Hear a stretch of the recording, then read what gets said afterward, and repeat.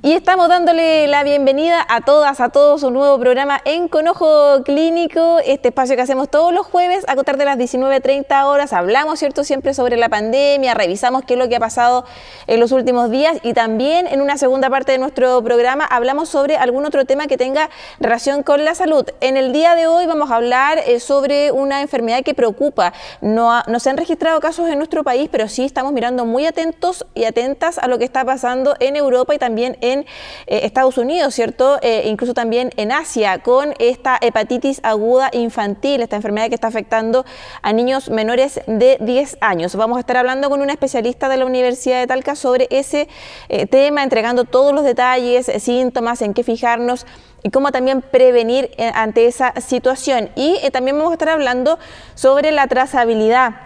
¿Se sigue aplicando la trazabilidad actualmente? ¿Qué pasa con este TTA, este testeo, trazabilidad y aislamiento? Conceptos muy utilizados al inicio de la pandemia y que todavía, ¿cierto?, estamos viviendo en pandemia. Siguen registrándose casos, alrededor de 1.500 casos diarios, ¿cierto?, según los reportes del Ministerio de Salud. Bueno, de eso y más vamos a estar hablando durante nuestro programa, ¿cierto?, siempre con secciones, con datos y mucho más. Bueno, dejamos así esta parte de inicio del programa, le damos ya la bienvenida cordial a todas y a todos y aquí comienza un nuevo capítulo de Con Ojo Clínico. Y como es habitual, tradición de nuestro programa, no podemos comenzar sin antes revisar el reporte que nos prepara Aldo Vidal con el resumen de lo que ha sido esta semana. Hubo cambios en el plan, ¿cierto? Seguimos cuidándonos paso a paso con esto de las fronteras, se abrieron. ¿Qué pasó con eso? Nos cuenta también Aldo sobre la vacunación. Hay también preocupación, ¿cierto? Porque no todos están recurriendo a los centros asistenciales a, ¿cierto?, inocularse con sus dosis de refuerzo. Bueno, de eso y más nos cuenta en el siguiente reporte Aldo Vidal.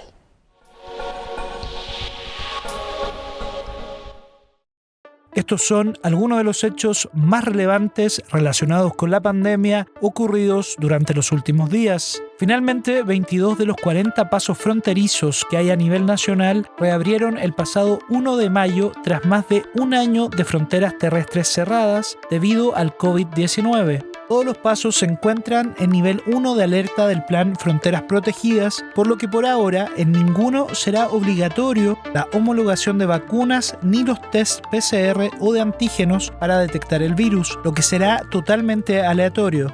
En cambio, sí se exigirá un seguro de salud que proteja contra el COVID-19. El MinSal informó que se han administrado más de 18 millones de dosis de refuerzo de la vacuna contra SARS-CoV-2. Además, durante esta semana, autoridades recibieron un nuevo cargamento de 1.700.000 dosis de vacuna Moderna. La ministra de Salud, Begoña Yarza, junto al ministro de Educación, Marco Ávila, y la alcaldesa de Ñuñoa, Emilia Ríos, encabezaron la ceremonia de inauguración del primer vacunatorio municipal de Chile, donde hicieron un llamado a la vacunación en el contexto de la campaña de vacunación escolar que impulsan las carteras de salud y educación. En tanto, las hospitalizaciones de urgencia por sospecha de COVID llegaron a la cifra más baja de la pandemia, con 183 ingresos la semana pasada, mientras que las consultas por sospecha también siguen una tendencia a la baja, con 21.929. Esto se traduce en una menor presión sobre la red sanitaria.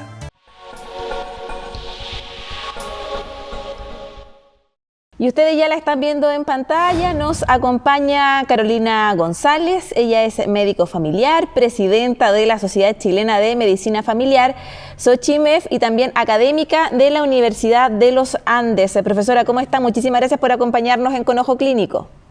Hola, buenas tardes, Maritza. Mucho gusto estar acá. Profesora, aprovechemos estos minutitos, ¿cierto?, para hablar de este concepto que hemos ya venido escuchando desde hace más de 2 años, la trazabilidad. ¿Cómo evalúa usted primero este proceso, ¿cierto?, la TTA, que se le llama, testeo, trazabilidad y también aislamiento? ¿Cómo cree usted que ha funcionado en este tiempo? A ver, la verdad es que el testeo, la trazabilidad y el aislamiento ha funcionado muy variable desde el inicio de la pandemia. al inicio de la pandemia lo que se quería era principalmente testear, se hicieron incluso búsqueda activa en la comunidad para saber exactamente cuántos casos teníamos, que era lo importante. Con respecto a la trazabilidad también hemos tenido variabilidad, ya que en un principio era como preguntado directamente a la misma persona y después se encargaron algunos entes en específico como la Seremi o la atención primaria para buscar quiénes eran los contactos, y el aislamiento tenía un resguardo legal desde la licencia, por ejemplo, o con respecto a los casos sospechosos o los contactos, todos podían quedar aislados. En este minuto, el testeo es también muy variable, porque la gente puede asistir a hacerse el PCR a un laboratorio que lo codifica inmediatamente y que lo notifica al ministerio, y nosotros sabemos de esos casos, pero hay mucha gente que no se hace este tipo de exámenes ya, no se hace el PCR, sino que va directo a una farmacia y sabe si es COVID o positivo o negativo, y de esos casos no tenemos registro. Entonces el testeo, aunque es efectivo para saber exactamente quiénes tienen COVID y quiénes no, no tenemos el registro de los casos para tomar decisiones a nivel ministerial. Con respecto a la trazabilidad, en este minuto también, nuevamente, en nuestra trazabilidad en Chile tiene un promedio alrededor de 1,5 personas de contactos estrechos, y en el mundo se ha visto que lo ideal es sobre 5, ojalá 10. Entonces, claramente estamos lejos de los estándares habituales, y eso porque obviamente nuestra memoria es bien corta, bien precisa. Habitualmente decimos los contactos de la familia estrecha o con quienes tuvimos contacto el fin de semana, pero por ejemplo en otros países se lleva la trazabilidad con códigos QR. Tú, por ejemplo, al asistir a un restaurante, al ingresar, te identifica con este código QR, y si tú resultas un caso positivo, los contactos que tienen directa relación con el metro, 2 metros de distancia desde tuyo de ese restaurante, también son contactados como contactos estrechos. En este minuto nosotros no sabemos de eso, ¿ya? Y el aislamiento, por otro lado, en este momento no está garantizada para la gente que es contacto estrecho como era definido anteriormente. Entonces tú tienes esta cosa de la alerta COVID, en que tú por voluntad o por hablar con tu jefe, tú dices, mira, mi señora tiene COVID, puedo hacer teletrabajo, o cómo lo hacemos, se llega a un acuerdo como entre privados, pero no hay ningún resguardo legal de dar una licencia, por ejemplo, al marido de alguien enfermo con COVID porque era contacto estrecho.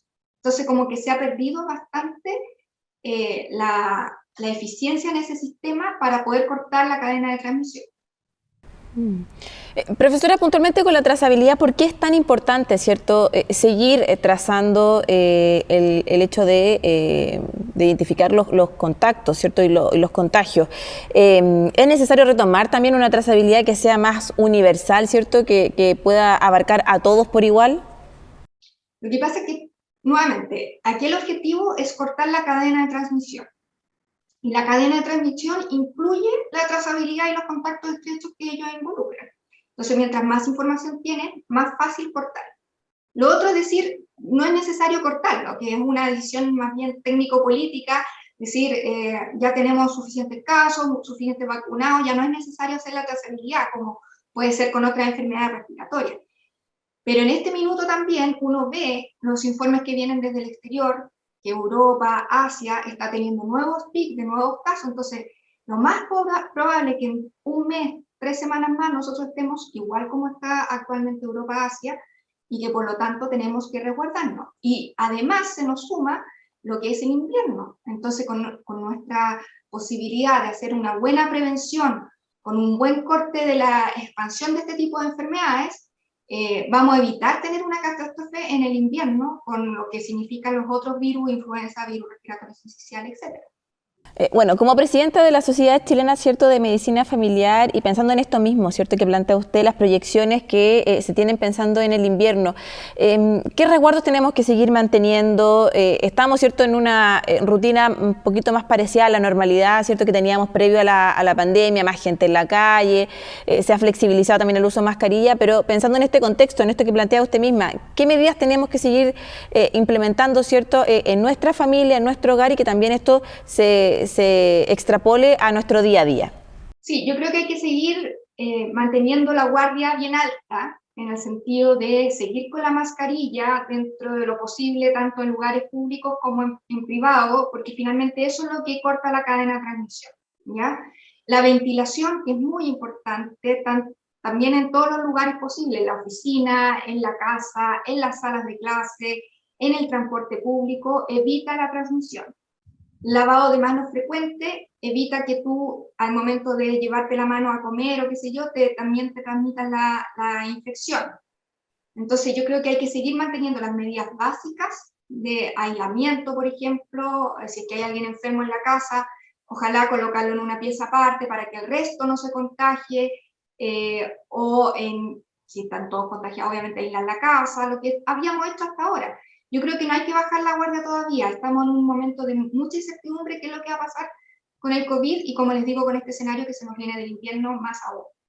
Claro, porque a inicios de semana veíamos, ¿cierto? En los reportes estamos cercanos a los 1.500 casos aproximadamente diarios. O sea, sigue existiendo, ¿cierto? El COVID entre nosotros. Es importante también reforzar esa idea de que la pandemia sigue y por un buen tiempo más.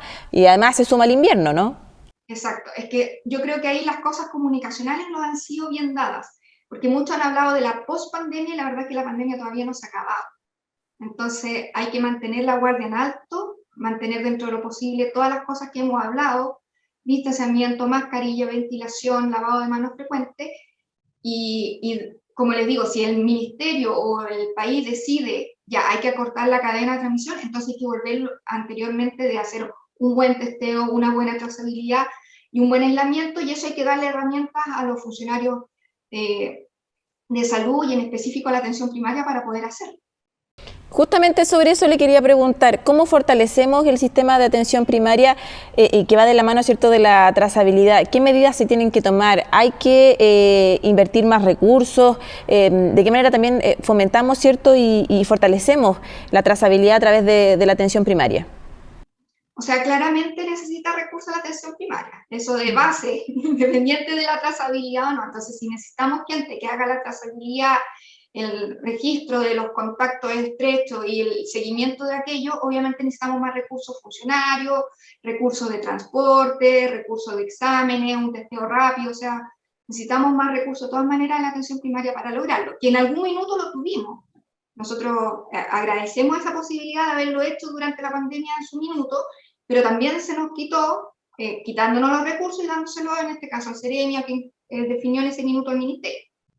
Para quienes están viendo nuestro programa, ¿cierto? Y se preguntan de qué manera, para qué sirve, cómo, la trazabilidad, sería bueno también explicarles el procedimiento, ¿no? La trazabilidad implica que hay una persona que se encarga de tomar contacto con quien está contagiado y hacer todo el seguimiento. Si pudiéramos también explicar eso bien en simple.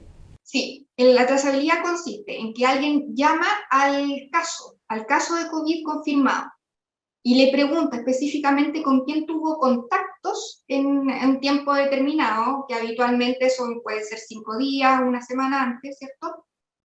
Y esa persona se contacta con todos estos contactos para también darle las medidas de aislamiento y darle las indicaciones que qué pasa si empieza con síntomas y qué pasa si no tiene síntomas, de tal manera de hacerse un test en personas asintomáticas si fuera necesario. Entonces se resguarda a la gente que tuvo contacto de qué cosas pueden suceder para que no se complique y para también saber cómo sigue esa cadena, ¿no? Si no hacemos una correcta trazabilidad, eso se puede ¿cierto?, llevar en la práctica que haya más contagios, que perdamos información también que es relevante. O sea, si nosotros no sabemos bien quién pudo haber sido contagiado hace un tiempo atrás, porque por ejemplo yo estoy enferma de COVID, y no doy todos mis contactos estrechos, no hago bien mi trazabilidad del caso, ¿cierto? La persona que yo pude haber contagiado hace un tiempo atrás puede seguir asistiendo a sus actividades habituales y por lo tanto va a seguir contagiando. Y eso se multiplica, es una cosa logarítmica, multiplicativa, no tiene fin. Por eso es muy importante que quienes estén con COVID sean notificados, sigan esta cadena, ¿no?, que a uno lo llaman por teléfono y entregar toda la información, no tener temor, porque pasaba al inicio, ¿cierto?, que muchas personas preferían no entregar toda la información por miedo, ¿cierto?, a qué podía pasar en sus trabajos, a nivel familiar, incluso de repente, no sé, algún tema como social también, al inicio de los tiempos, ¿cierto?, de la pandemia, también eso era bien importante. Es muy relevante entregar la información que nos solicitan. Exacto. Esto todo tiene el fin del bien común y del beneficio para todos, como una comunidad y como un país que somos. Entonces, frente a que el otro también puede contagiarse y ser peor para la otra persona, yo tengo que dar la información, tengo que hacerme el test, tengo que hacer mi aislamiento. Todo esto es porque al otro también le puede ser peor que a uno. Claro, no es solo individual, sino que también comunitario. Hablábamos recién, profesora, sobre las medidas que hay que mantener, ¿cierto? Usted decía el uso de mascarillas, el resguardo familiar, qué sé yo. ¿Cómo evalúa usted la flexibilización que se ha hecho, ¿cierto?, de parte de las autoridades del Ministerio de Salud con el uso de mascarilla en espacios abiertos? ¿Le parece que estamos en un momento apropiado para aplicar? Yo creo que no todavía, ¿ya? Porque la gente, desgraciadamente, se pasa al otro lado, ¿ya? La mascarilla es una súper buena medida para cortar esta cadena de transmisión, como decíamos recién, tanto en sectores públicos como privados, en oficinas, etc. ¿Qué es lo que sucede? Que cuando tú hablas de espacios públicos, yo puedo estar hablando de un espacio público, una plaza, y esa plaza puede estar mucha gente o puede haber una persona haciendo ejercicio. Yo creo que esa es la consideración que a veces a la gente le cuesta tomar una buena decisión, ¿ya? Si yo estoy haciendo deporte en una calle solitaria, obviamente no va a ser tan necesaria la mascarilla como si yo asisto a un concierto al aire libre, que la gente en este minuto piensa que yo me puedo sacar la mascarilla igual, y eso no es así. No es así porque obviamente la probabilidad de que yo me contagie con más gente cerca, que esté en menos de 2 metros de distancia, es muy alta la probabilidad de que yo me contagie. Entonces yo creo que el mensaje es lo que hay que cambiar un poquito. No es hacia la flexibilidad, finalmente es la responsabilidad de la otra persona para poder cuidarse y cuidarnos a todos. Y la comunicación de riesgo, ¿cómo se ha informado esto? ¿De qué manera también reforzarlo? ¿Qué se ha hecho bien? ¿Qué se podría mejorar? No, yo creo que la comunicación de riesgo hay que mejorarla. Yo insisto, hay mucha gente que está hablando de la pospandemia y la pandemia no ha pasado. No tenemos que hablar de flexibilidad de las cosas, sino que la idea es que la persona pueda ser responsable y asumir las consecuencias que traen sus propios actos cuando toma decisiones como sacarse la mascarilla. Así es.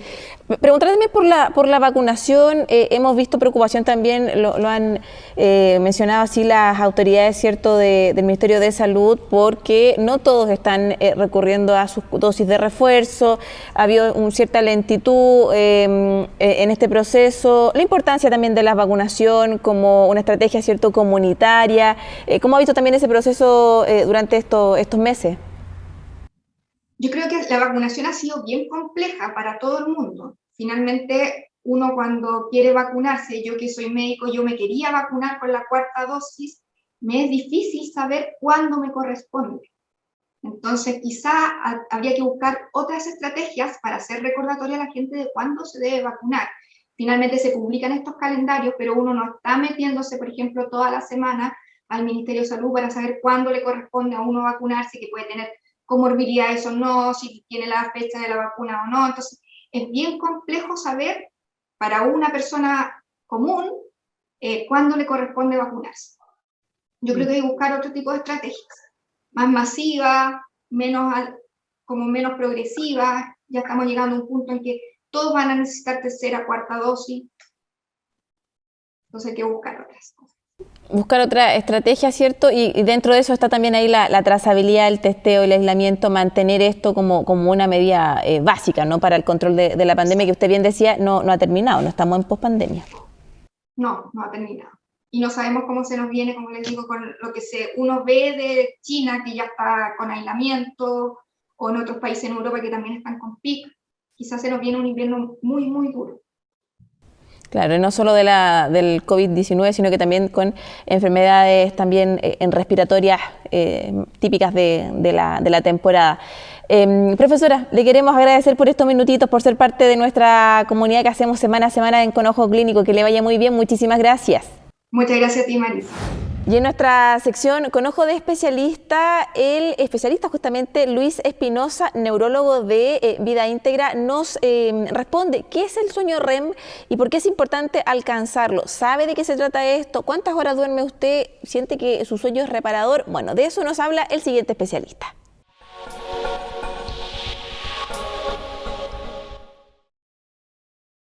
El sueño REM es una sigla en inglés que significa movimiento ocular rápido, en español es MORE.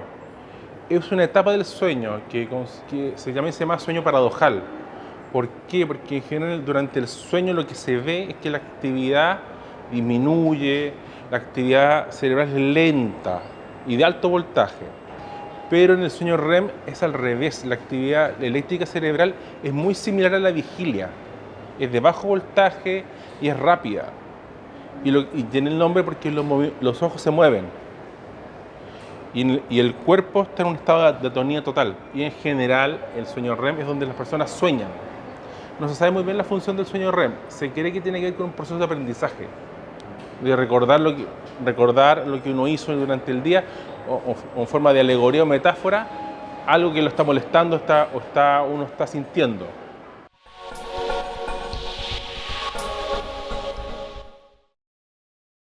Y con esta interesante información vamos a hacer una muy breve pausa. Ustedes no se separen de nuestra sintonía. Vamos a una pequeña pausa y vamos a regresar a la vuelta para hablar sobre esta hepatitis aguda infantil que ya enciende las alarmas, las alertas a nivel internacional y que también preocupa a los especialistas en nuestro país. Hay protocolos que se han habilitado en Chile, ¿cierto?, puntualmente por esta enfermedad.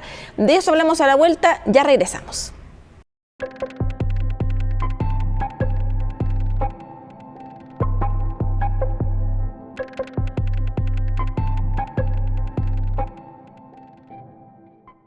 Y estamos de vuelta en Con Ojo Clínico. Para iniciar esta segunda parte de nuestro programa, Francisco Contreras nos preparó una nota que nos introduce a lo que vamos a abordar ahora sobre la hepatitis aguda infantil, a quiénes afecta, de qué se trata, qué ha pasado, por qué la OMS también encendió las alarmas, las alertas. De eso nos cuenta hasta ahora Francisco Contreras.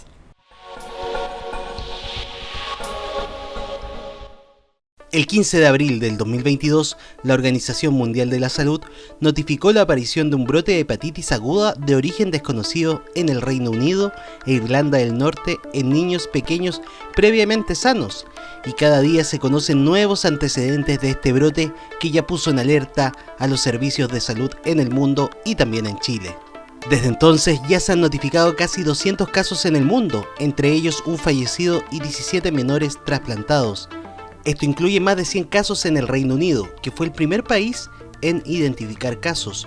Tras esto, en Estados Unidos, Israel, Dinamarca, Irlanda, Países Bajos, España, Italia, Noruega, Francia, Rumania y Bélgica, y más recientemente Japón y Canadá, se han producido casos en niños y niñas menores de 10 años. El cuadro clínico entre los casos identificados es la hepatitis aguda, inflamación del hígado. Muchos casos reportaron síntomas gastrointestinales como dolor abdominal, diarrea y vómitos. En Chile no se han registrado casos y el MinSal informó que se activaron todos los protocolos para enfatizar y fortalecer la vigilancia de estos casos. Nos acompaña en esta segunda parte de nuestro programa Ana Manzano. Ella es gastropediatra y académica de la Escuela de Medicina de la Universidad de Talca. Profesora, ¿cómo está? Muchísimas gracias por acompañarnos. Hola, muy buenos días. Gracias por la invitación. Profesora, agradecerle a usted, ¿cierto?, por ser parte de nuestro programa. Partir preguntándole por esta hepatitis, ¿cierto?, aguda infantil. ¿En qué consiste? ¿Cuáles son los síntomas? ¿Por qué, cierto, genera tanta preocupación en las últimas semanas? Sí, bueno, desde el inicio del mes de abril se dio una alarma a la Organización Mundial de la Salud por la presencia sobre lo esperado de casos de hepatitis aguda en niños menores de 10 años, básicamente niños menores de 5 años, donde había un proceso inflamatorio del hígado, que es lo que se conoce como una hepatitis de tipo agudo, en pacientes previamente sanos, sin conocerse que tenían alguna comorbilidad o pacientes que tuviesen alguna enfermedad de base, y que se hizo el diagnóstico, sí, fue en pacientes que ya estaban hospitalizados. Estos pacientes ingresaron a las urgencias, a las hospitalizaciones de estos hospitales, que en un principio se originó en el Reino Unido, en Irlanda y también en Escocia, pacientes, como tú bien lo dijiste, en edad infantil, que tenían fiebre, tenían dolor abdominal, tenían ictericia, que es la coloración amarilla en piel y mucosas, tenían coloración oscura de las orinas, es decir, orinas color té. En algunas ocasiones también se puede ver presencia de deposiciones de color blanco. Estos pacientes, aparte de esto, tenían exámenes de laboratorio con aminotransferasas, es decir, enzimas hepáticas que estaban sobre las 500 unidades, lo cual generó una alerta por la cantidad de casos fuera de lo usual, donde no se encontraba para el momento un agente infeccioso que fuese el responsable de estos cuadros de hepatitis.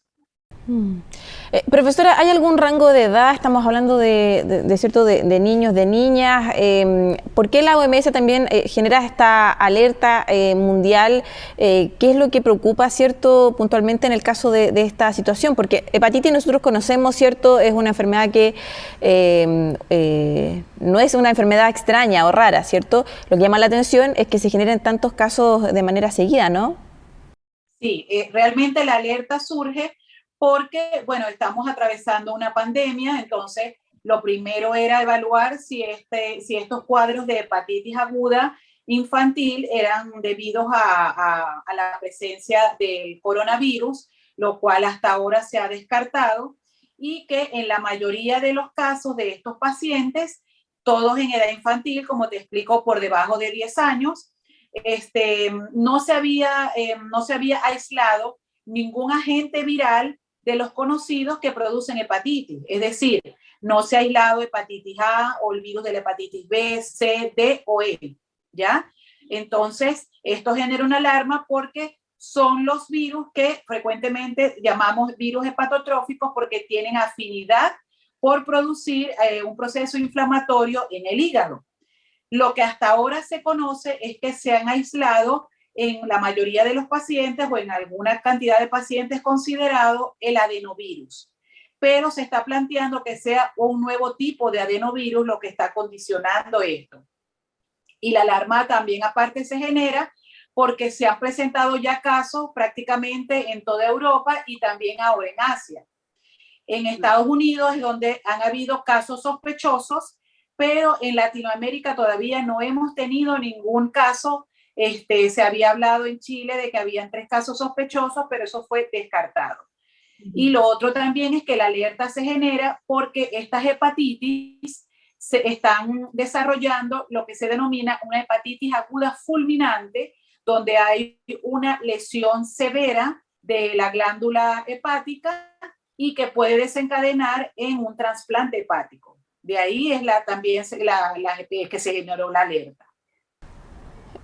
Claro, o sea, se desconoce, ¿cierto? A cabalidad es como se dice en jerga periodística, ¿cierto? Una noticia que está muy en desarrollo, ¿no? Por este origen que es bien desconocido todavía y se habla de la posibilidad de que sea, claro, a través de un adenovirus. Profesora, tratamiento para esto y también reiterar, ¿cierto? El tema de los síntomas, hay que estar muy atentos y cuál es el tratamiento que puede tener este tipo de enfermedad pensando en los niños, ¿cierto? Que son el foco hasta ahora. Mira, para reiterar, el adenovirus, hasta ahora el adenovirus que tenemos en circulación en todo el mundo, puede producir síntomas tanto respiratorios como digestivos, ¿ya? Pero en la parte digestiva hay que tener muy presente el paciente que inicia con dolor abdominal, vómitos, diarrea, puede tener deposiciones de color blanco, orinas oscuras o de color té, se asocia a fiebre, y la característica coloración amarilla en piel y mucosa, que es lo que llamamos ictericia. A estos síntomas hay que estar alerta en caso de que los niños puedan presentar alguno de estos síntomas. Inmediatamente hay que dirigirse a los servicios de urgencia porque aparte, por supuesto, de la alerta que se está generando, son también casos de tipo epidemiológico y hay que hacer un cercado importante en caso de que se detecte alguno por primera vez en el país. En cuanto al tratamiento, la hepatitis aguda realmente es un proceso inflamatorio donde se van a tratar, es un tratamiento de soporte. No existe un tratamiento definitivo más allá de una severidad de la condición de gravedad y un trasplante hepático, pero lo que se hace son tratar los síntomas que tiene el paciente, ¿ya? Y estar observándolo siempre hospitalizado. Es decir, se le da hidratación, se le pueden colocar ciertos oligoelementos que son producidos por el hígado y que pueden estar en déficit. Se le da una alimentación que sea balanceada, una alimentación que sea lo más natural posible, pero más allá de eso es tratamiento de soporte en estos tipos de pacientes. Entiendo, profesora, que lamentablemente también la semana pasada hubo ya fallecimiento de menores, ¿no? Y ahora también a inicios de esta semana se nos informaba desde Indonesia que también tres niños, ¿cierto?, habían fallecido. Sí, la gravedad es porque estas hepatitis agudas están teniendo ya como se están tildando como fulminantes en algunos pacientes. Todavía la estadística global está estudiándose. Estos son casos que apenas están iniciándose desde el mes de abril, donde se dio la primera alerta. Por eso es y porque han evolucionado muy rápido. Son cuadros de hepatitis que han evolucionado rápidamente, donde el tratamiento definitivo en casos donde ya el órgano no esté funcionando es el trasplante hepático, que en algunos casos se puede realizar, pero en otros lamentablemente no. Hay que buscar pacientes que tengan una compatibilidad con el receptor. Entonces, la idea es estar alerta, hay que tener calma, por supuesto, hay que tener una calma, pero también es importante extremar medidas de higiene, es decir, alimentos que sean bien lavados, tomar aguas que sean aguas filtradas o aguas que sean bien tratadas, ¿ya? Evitar alimentos que no sepamos de dónde es la procedencia, hasta no saber realmente el agente infeccioso cuál es o de dónde está proviniendo este agente infeccioso y cuál realmente es el mecanismo de transmisión. Por eso es importante, ¿cierto?, generar también, digo, estos espacios para entregarle la información a quienes son padres, madres, ¿cierto?, abuelos, familiares, tienen al cuidado, ¿cierto?, a menores de edad, y entregar, ¿cierto?, toda la información, todos los datos para que uno también responsablemente vea qué puede ir pasando. La posibilidad de que esta enfermedad llegue a Latinoamérica, a nuestro país puntualmente, eso, ¿cierto?, puede ocurrir. ¿Y qué protocolos también hay que implementarlo? Las autoridades de salud hace pocos días también hablaban de todo un protocolo, por dónde deberían ir también esos protocolos, ¿cierto?, en caso de que llegue esta enfermedad también a Chile. Sí, lamentablemente, pues como es un cuadro hasta ahora, lo que se sospecha que es de tipo viral, la transmisión todavía no está totalmente definida, pero la mayoría de las veces a través de la vía oral es la transmisión más frecuente, a través de las secreciones, a través del aire. Todavía no se ha identificado realmente cuál sea el mecanismo de transmisión que se está presentando, pero de que llegue a Latinoamérica lo más probable es que vamos a tener casos. Y lo que tenemos es que estar alertas básicamente, pero mantener la calma. Aquellos padres que tengan hijos con alguna sintomatología de la que ya hemos mencionado, la que hemos hablado, pues deben dirigirse sí o sí al servicio de salud que tengan cercano para entonces iniciar las investigaciones y si es el caso, pues entonces emitir una alerta nacional reglamentaria. En nuestro programa también, profesora, tenemos espacio para que nuestros televidentes, quienes nos siguen semana a semana y también están muy atentos a nuestras redes sociales, nos dejen sus consultas, sus preguntas, sus inquietudes, y es así como tenemos una pregunta, ¿cierto?, que nos hace en Nayaret, está apareciendo ahí también en la pantalla, ¿cierto? Pregunta, ¿los adultos pueden contagiarse de esta hepatitis? Expliquémosles ahí, ¿cierto? Entreguemos la respuesta, profesora, sobre esta consulta. Sí, por supuesto que sí. Cuando hablamos de procesos infecciosos, somos todos susceptibles a presentar la enfermedad. Lo que está pasando es que hemos estado viendo la presencia de cuadros de severidad y de hepatitis aguda fulminante en niños, Probablemente también se está estudiando si es porque hay todavía inmadurez de los sistemas inmunológicos o porque realmente los niños están más expuestos a presentar cuadros virales. Ya los adultos tenemos, por supuesto, un sistema inmunológico más maduro, hemos estado expuestos ya, por supuesto, por la adultez a muchos agentes infecciosos, cosa que en los niños todavía no, porque van en crecimiento, no se ha instaurado. Pero cuando hablamos de cuadros infecciosos, tanto adultos como niños pueden presentarlo. Quizás sería bueno, ¿cierto?, reiterar cómo se transmite, en este caso puntualmente la hepatitis y los factores de riesgo, ¿cierto?, que estaba también usted mencionando. Sí, bueno, la hepatitis aguda, que es la que estamos planteando y que se sospecha es de tipo viral, se transmite a través de la vía oral, a través de secreciones, a través de las gotitas de flu, a través de secreciones de saliva, a través del mal uso que le podamos dar a alimentos que estén contaminados con algún tipo de secreción. Por eso el llamado es a tener unas buenas medidas de higiene. Todavía no está definido el retirarnos las mascarillas o no, entonces por ahora mantener el uso de mascarilla, porque eso no solo aísla el coronavirus, sino la presencia de algunos otros virus que pudiesen estar circulando hasta que no tengamos una seguridad por parte de la Organización Mundial de la Salud de qué agente es el que está condicionando la aparición de tantos casos de hepatitis aguda. Hay quienes plantean que podría haber una relación entre esta hepatitis, ¿cierto?, y una nueva variante del COVID-19. Algo también usted mencionaba al inicio de la entrevista. ¿Es tan así? ¿Qué le parece a usted esta hipótesis que se ha generado y se ha levantado también desde el mundo científico?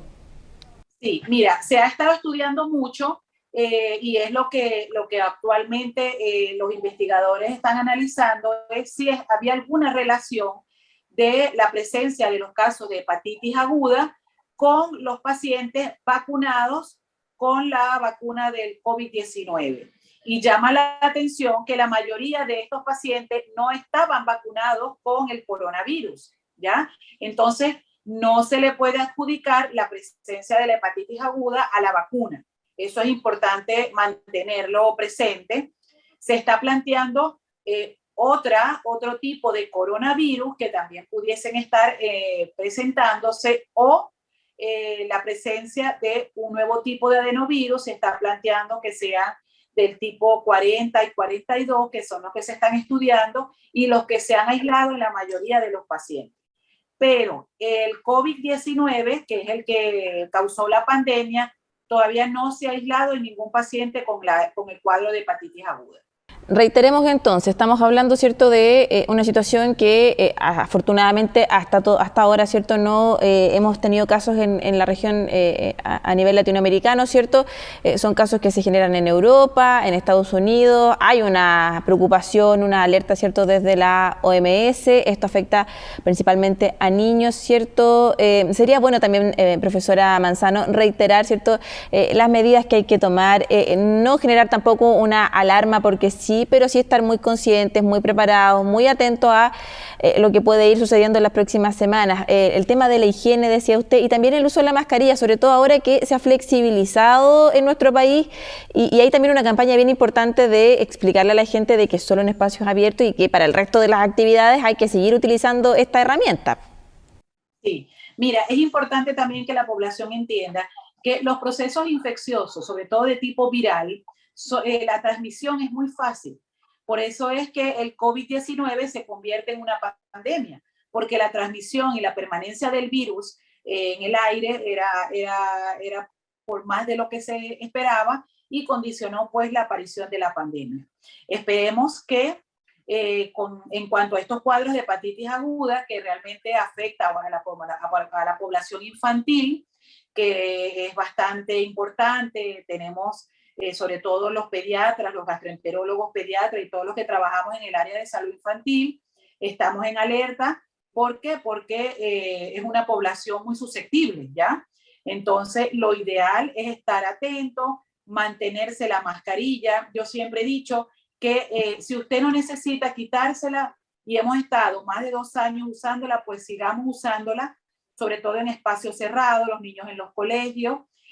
Hay que hacer cultura de usarla. Cuando estemos en espacios abiertos donde tengamos más de 1,5 metros de distancia entre personas, pues pueden retirársela, pero en espacios donde no estén estas condiciones, lo ideal es mantenérsela, sobre todo en los niños, donde estamos viendo la aparición de estos episodios, estos cuadros de hepatitis aguda, y lo más probable es que sea también de causa viral.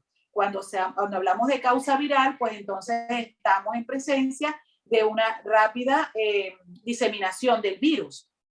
Por ese motivo, hay que estar más que preocupados, ocupados. Siempre yo lo he dicho, más que preocupados, hay que ocuparnos en establecer unas adecuadas medidas de higiene, mantener, por supuesto, una adecuada higiene en los alimentos que consumimos, evitar comidas que no sean de una adecuada procedencia o de procedencia dudosa, mantener el uso de aguas filtradas o aguas que sean minerales, es decir, no aguas de cualquier toma donde no sepamos si están contaminadas o no.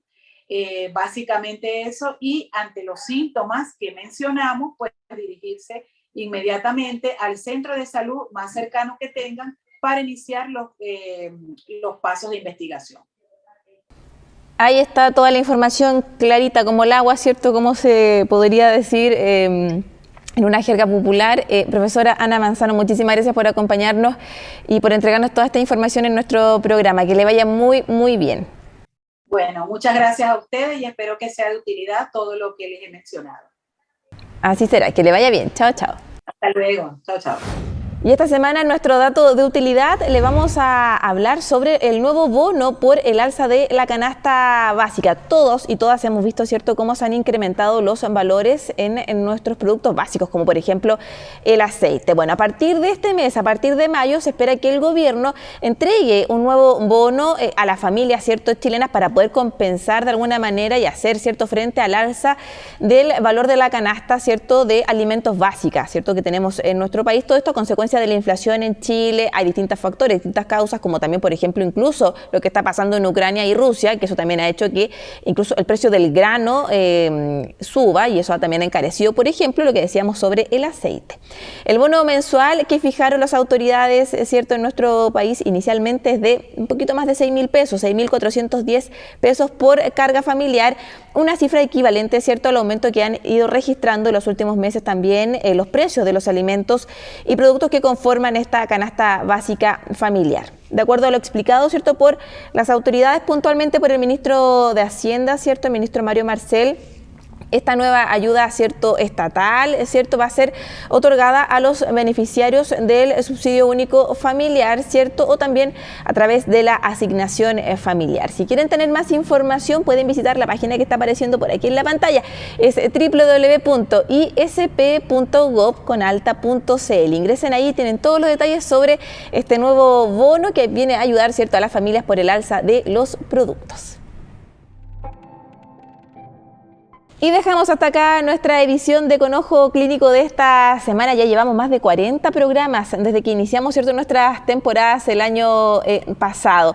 Agradecerles a todas, a todos por ser parte de nuestra comunidad, por seguirnos todas las semanas a través de la señal, ¿cierto?, de Uchile TV y también del streaming, ¿cierto?, que tenemos, y también de YouTube o de Facebook. Bueno, en todas las plataformas de la Universidad de Chile usted puede encontrar nuestros capítulos y ser parte y revivir, ¿cierto?, las entrevistas que nosotros realizamos semana a semana con las y los especialistas. Dejamos hasta aquí esta edición y los dejamos muy invitados a que sigan siendo parte de la programación de nuestro canal Uchile TV y también de todos nuestros capítulos, específicamente en Con Ojo Clínico. Que estén muy bien, muy buenas noches.